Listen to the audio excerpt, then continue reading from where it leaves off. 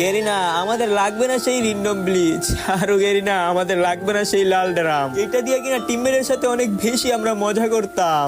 আরো আমরা ব্যাগ বড় ওয়াল নেওয়ার ওই দিনটাও চাই না। আরো লাগবে না আমাদের সেই গ্লাইডার, যেটা দিয়ে কিনা আমরা পাখির মতো আকাশে উঠতে পারতাম। গেরিনা আমাদের শুধু তোমার কাছে রিকোয়েস্ট একটাই, আমাদের অলিম্পিকটা ব্যাগ দাও।